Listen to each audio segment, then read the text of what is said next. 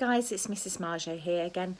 I hope you've been enjoying the more exotic animals and learning a bit about them, but this time I thought we'd go to something that lots of you will have at home. Lots of you have discussed with me have at home, and something that lots of you really love, and that is cats. So this I'm going to term A Tale of 6 Kitties, and I'm going to give you the story of all of my rescue cats and show you all about them. Hope you enjoy it. Right on cue. Hello, Sophie. This is the first one we're going to meet in a moment. So this is my eldest cat, Sophie. Sophie is about 11 now. Sophie's story is our most unusual in a way, in that she was found on a roundabout. Most of you will know around Peterborough there is a big Tesco shop at Serpentine Green. And actually my son spotted Sophie on the roundabout very near to Serpentine Green in a very dangerous place between two very busy roads. We very carefully managed to rescue Sophie from this roundabout. I say careful because the traffic was quite bad, so we had to be very sensible and careful about that. She was a very small kitten when we had her, and we advertised and hunted around for her owners, and we couldn't find them, and the vet unfortunately suspected that somebody had dumped her there, which was really sad for her, and we decided to keep her. She has grown into this beautiful fluffy cat with amazing green eyes. I particularly love her big fluffy tail, and if you look really carefully at her feet, she's even got fluff between her toes. Sophie can be quite a good hunter. She tends to catch birds, so sometimes you will find sights such as this. A bird sitting by the cat food. This bird she managed to not kill, and we managed to rescue it and get it back outside, but it's one of the things that you need to be prepared for if you give a home to a cat. It's really important to remember when owning a cat that they can live for 20 years. It's a long commitment, and you need to have a really good think and discuss it as a family before taking on a pet like a cat. It's also important to remember that cats need to see a vet at least once a year, maybe more frequently. There are expenses with taking animals to the vets. They need to be microchipped in case they get lost. They need regular health checks and vaccinations to stop them catching diseases. I think it's really important to also think about rescuing cats.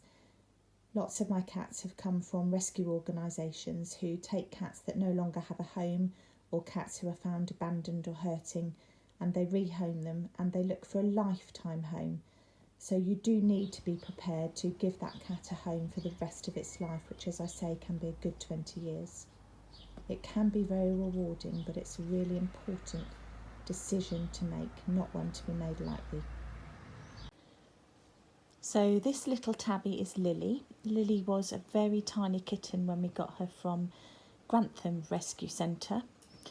She was only about 6 or 7 weeks old and had not had much human contact, so she used to hide at the back of her bed and really sort of try and hide away from anybody. It's taken a lot of patience with Lily, but she's now quite a confident little girl. She doesn't like being picked up, which is fine, but she will jump on the sofa and give you a little head boop and say hello. She's quite a talkative little thing. When I say little, it is because she is one of our smaller cats, and probably actually the smallest cat, but I think her coloration is really pretty. She's a cute little girl. Lily? This is Lily, who likes to head bump as her way of saying hello, don't you? She doesn't like to be picked up, and that's absolutely fine. She was a very scared little kitten when we got her. She's still, you can't really see how tiny she is, but she's very, very small, but very pretty. She's got these lovely black stripes across her legs and her chest, and a lovely classic black tabby M on her forehead, and a few spots that the vet thinks is related to Bengals. She's got a really good cross face going on. You're hungry, aren't you? Good girl.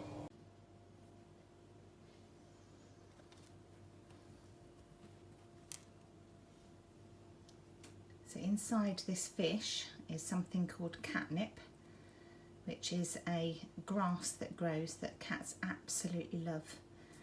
So it's like a little fish toy. Lily's sniffing and investigating. So this one is Nova. She was rescued from a lady who had got too many cats and kittens and became a bit overwhelmed. She needed to rehome some of them to make sure that they had the attention and time that they needed. Nova is actually owned by my adult son, so all her vet bills and food are paid for by him. She is a ginger and grey tabby cat. She's more mottled than Lily, so she has colours that sort of merge in together, and she's very slightly fluffy if you look closer. She's bigger than Lily as well. Nova came to us when she was a kitten, and she was very bold, and you can see that she made really good friends with my large dog who's called Wiggins. It's a myth that cats and dogs can't live together. Often cats and dogs get on very well together, actually. And you can see that although my rescue cats are all very individual and none of them are related and none of them cuddle up, that Nova and Lily are able to sleep in the same space and be around each other. They just respect each other's space and get on very well. So Jack is also a rescue cat, and he came to us from Peterborough Cat Rescue. They're a local rescue group. They hold rehoming days, and they will do a home check to check that your home is suitable for cats, because the last thing a rescue cat needs is to have more disruption, so they do need to look for a lifetime home.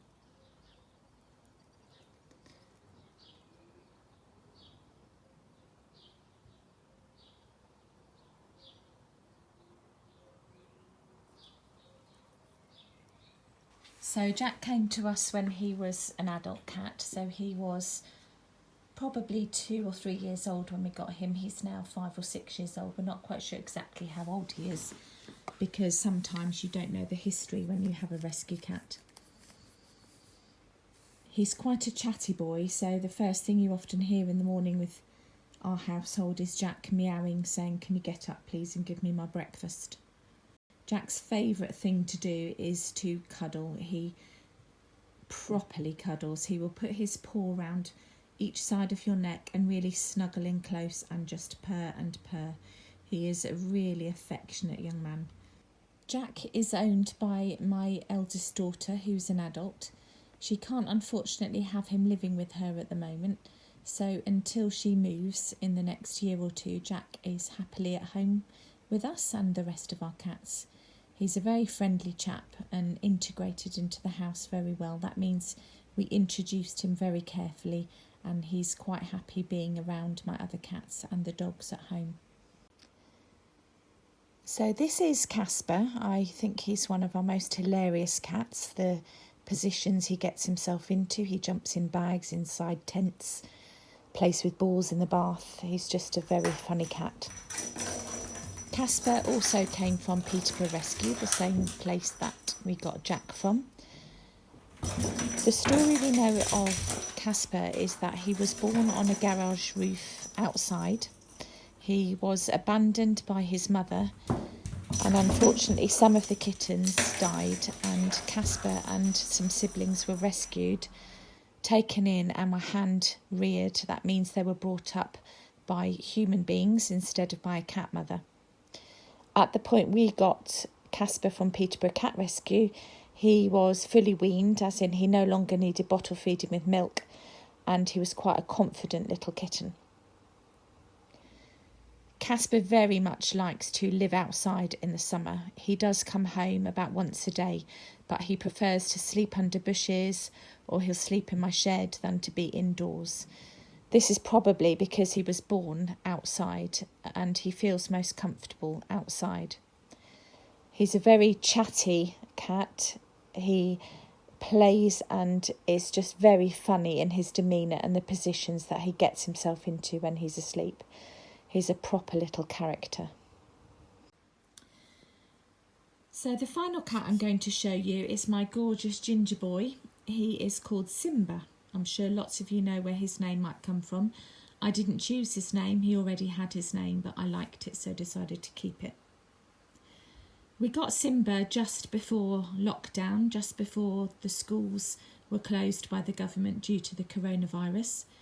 Simba also came from Peterborough Cat Rescue. He's our third cat and final cat to come from there. He is probably about 2 years old, and for reasons that we don't know, he couldn't stay in the home he originally had, although his behaviour suggests he has been very well looked after in the past. He's a very long cat, from his head down to the base of his tail. He needs a good 2 arms to pick up and carry around. He's really affectionate. That means he likes cuddles, and he'll sit with you and cuddle with you, and he's a very gentle boy. He's always around. He will just follow you around the house and flop on the floor by your feet. Not all cats like to live with other cats, and not all cats like to live with dogs. I have spent many a year when I was younger rescuing and rehabilitating cats. That means taking cats and calming them down, getting them used to living indoors and in with people when I was a teenager into my 20s. I'm very experienced as a cat owner, which is why I can and have successfully managed to put all of our 6 rescue cats in one home together. They don't tend to fight, they don't tend to cuddle together, they just respect each other's space and live happily alongside each other. This is Simba in one of his favourite places, on the sofa. Not all cats like to have their tummies touched. In fact, most cats don't like it, but Jack, that lives with us, our black cat, and Simba are quite happy to have that long tickle under their tummies. You do need to be respectful when you handle cats. Most like to have their heads here rubbed, or under here. It's one of their favourite places, just under their chins. You can see that Simba is really, really relaxed and quite happy to be handled. Cats have unique personalities, so it is really, really important to give a cat space if that's what they need, and just let them be. Not all cats do like to sit on your lap and have cuddles, so you do have to be respectful that some cats are quite independent like that. I do have a soft spot for ginger cats because I grew up with them, and I think that Simba's markings are amazing. You've got these lovely dark ginger stripes here through to these little ginger spots here, and if you look at his gorgeous tail, he has got the most amazing dark rings running down his tail with little white feet, little white patches. He's a very, very chilled out boy, so he's quite okay for me to poke him around a little like this, which is really good for health checks as well. Snoozy boy, I think he's had a busy day hunting birds and mice today. When cats are kittens, they suck milk from their mothers, and they use their feet in a sort of what we call biscuit making way to massage the milk from their mothers. You often see cats snuggling blankets like Simba is doing here and suckling, and it's a throwback to when they were kittens and sucking from their mothers. Really listen carefully and you can hear him purring happily. So Marshfields, I hope you've really enjoyed my little story of a tale of 6 kitties. If you ever do think within your families, and it's an adult decision to make, to get a cat, please do look at the rescue centres. Please do remember though that some people are also allergic to cats and they make them sneeze and cough, so they just can't live with cats. But I hope you've enjoyed getting to know mine. And from me and Lily, goodbye for now.